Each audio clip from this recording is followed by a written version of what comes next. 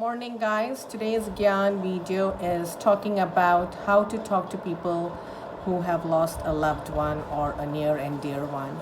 We're all sailing in this boat right now, and we are hearing more and more news about somebody losing a beloved one.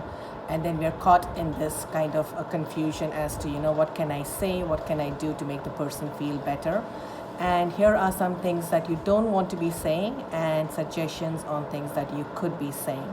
So one of the first ones is don't ask them how you're doing, because it's obvious that they are devastated and are grieving. But what you can say instead is, this must be a really tough time for you, and I know what you're going through. Do not say to people, especially people who are a little aged, saying that, oh, they're in a better place, Don't say that. What you can say is, I'm so sorry that you're suffering, and please know that I'm there for you. Don't ask them, we all do this, is there anything I can do for you? Because what happens apparently is they start thinking of if there's something you can do for them, and it puts them like in a little distress mode. So don't ask them that, but instead maybe you can actually do it in action. If you can cook them a meal and send it across, or if they're your really close relative. And I know right now we can't go and help them out in the house, but if you can be there and do something for them, do it, but don't ask them what it is that you can do.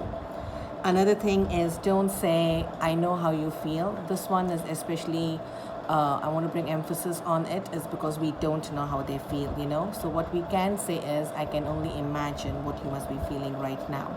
Is because you want them to give them that credibility of, what they're feeling and what they're encountering.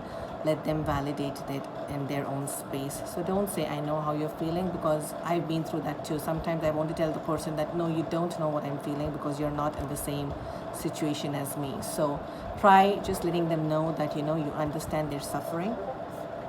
And one of the worst ones is when we say, this was going to happen eventually, we're all born to die is not a statement you want to make at that moment, just let them know that you must really miss them, and just make them feel that you're there for them and you are empathizing with them during this really, really difficult time.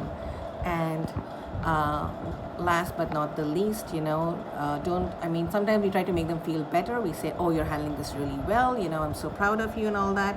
But what you might be saying to them is, what you're feeling is okay. I know you're feeling shitty at this moment, and you feel helpless and angry and distressed, and that's okay. Let them know that whatever they're feeling at the moment is okay to feel, and that they should just go with the flow. Just, soak it all in and live it through that moment. And the last one is, honor them with a memory. If you have a fond memory of this person associated to you, share that with them and say, I'll always remember auntie for this, or I'll always remember uncle for that. Let them know that, because those are fond memories, and that's the kind of memory you want them to leave with. So that's my Gyan video for today. It's a little longer than 1 minute, because I could not say all this in a minute. Take care, people. Be safe and stay inside.